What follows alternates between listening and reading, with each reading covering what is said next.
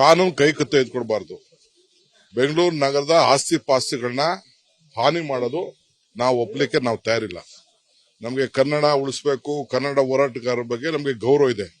ಹಂಗಂತ ಎಲ್ಲರ ಆಸ್ತಿಗಳನ್ನೆಲ್ಲ ಹಾಳು ಮಾಡ್ಲಿಕ್ಕೆ ಸರ್ಕಾರ ಕಣ್ಣು ಮುಚ್ಕೊಂಡು ಸುಮ್ಮನೆ ಕೂತ್ಕೊಳ್ಳೋಕ್ಕಾಗಲ್ಲ. ನಾನು ಹೇಳಿದ್ದೀನಿ, ಆಯ್ತು ಹೋರಾಟ ಮಾಡ್ಬೇಕಾ ಮಾಡಿ, ಏನ್ ನಮ್ದೇನು ಅಭ್ಯಂತರ ಇಲ್ಲ.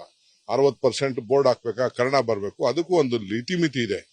ಹಂಗಂತ ಆಸ್ತಿ ಪಾಸ್ತಿಗಳನ್ನೆಲ್ಲ ಹೋರಾಟ ಮಾಡಿದ್ರೆ ಯಾರೋ ಒಬ್ಬ ಕಂಪ್ಲೇಂಟ್ ಕೊಟ್ಟ, ಕೇಸ್ ರಿಜಿಸ್ಟರ್ ಆಯ್ತು. ನಾನೇ ಮಾತಾಡಿದ್ದೀನಿ, ಕೇಸ್ ಎಲ್ಲ ರಿಜಿಸ್ಟರ್ ಮಾಡೋದು ಸರಿ ಇಲ್ಲ ರೀ, ಬರೀ ಅವನು ಯಾರೋ ಒಬ್ಬ ಅಂಗಡಿಯವನು ಕಂಪ್ಲೇಂಟ್ ಕೊಟ್ಟ ಅನ್ನೋದು ಸರಿ ಇಲ್ಲ ಅಂತ ನಾನೇ ಮಾತಾಡಿದೆ.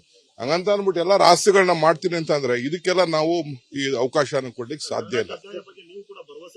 ಹೌದ್ರಿ, ಕಡ್ಡಾಯ ಮಾಡೋಣ, ಅದಕ್ಕೆ ಏನ್ ಬೇಕು ನೋಟಿಸ್ ಕೊಡೋಣ, ಎಲ್ಲ ಮಾಡೋಣ.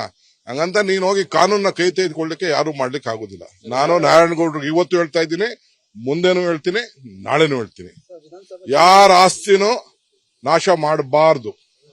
ಹೋಗಿ ಪ್ರತಿಭಟನೆ ಮಾಡ್ಲಿ, ಧಿಕ್ಕಾರ ಮಾಡ್ಲಿ, ನನ್ನ ಮನೆ ಮುಂದೆ ಧಿಕ್ಕಾರ ಮಾಡ್ಲಿ, ನಾವೇನಾದ್ರು ತಪ್ಪು ಮಾಡಿದ್ರೆ ಹೇಳಿ, ಅವೆಲ್ಲ ಸರಿ. ಕನ್ನಡ ಉಳಿಸೋಣ. ನಾವು ಕನ್ನಡಿಗರೇ. ಮುಖ್ಯಮಂತ್ರಿಗಳು ಮಂತ್ರಿಗಳಿಗೆ ಹೇಳಿದ್ದಾರೆ, ನಿಮ್ದು ಏನೇ ಟಿಪ್ಪಣಿ, ಏನೇ ವಿಚಾರ ಇದ್ರು ಕೂಡ ನೀವೆಲ್ಲ ಕನ್ನಡದಲ್ಲೇ ಉಪಯೋಗಿಸಬೇಕು ಅಂತ ನಮಗೂ ಹೇಳಿದ್ದಾರೆ. ಕ್ಯಾಬಿನೆಟ್ ಅಲ್ಲಿ ಹೇಳಿದ್ದಾರೆ. ಸರ್ಕಾರ ಕನ್ನಡಕ್ಕೆ ಬದ್ಧವಾಗಿದೆ. ಹಾಗಂತ ಕಾನೂನ ಕೈ ತೆಗೆದುಕೊಂಡು ಆಸ್ತಿ ಪಾಸ್ತಿಗಳೆಲ್ಲ ನಾಶ ಮಾಡಿಕೊಳ್ಳಕ್ಕೆ ನಾವೆಲ್ಲ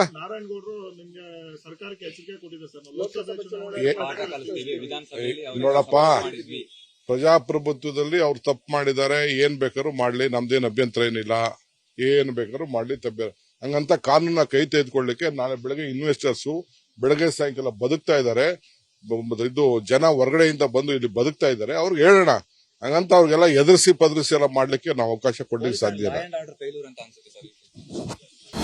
ಅನುಕ್ಷಣದ ಸುದ್ದಿಗಳಿಗಾಗಿ ವಿಸ್ತಾರ ನ್ಯೂಸ್ ಯೂಟ್ಯೂಬ್ ಚಾನೆಲ್ ಸಬ್ಸ್ಕ್ರೈಬ್ ಮಾಡಿ. ಹೊಸ ಸುದ್ದಿಗಳ ನೋಟಿಫಿಕೇಶನ್ಗಾಗಿ ಬೆಲ್ ಐಕಾನ್ ಕ್ಲಿಕ್ ಮಾಡಿ. ಲೇಟೆಸ್ಟ್ ಅಪ್ಡೇಟ್ಸ್ಗಾಗಿ www.vistaranews.com ವೆಬ್ಸೈಟ್ಗೆ ವಿಸಿಟ್ ಮಾಡಿ.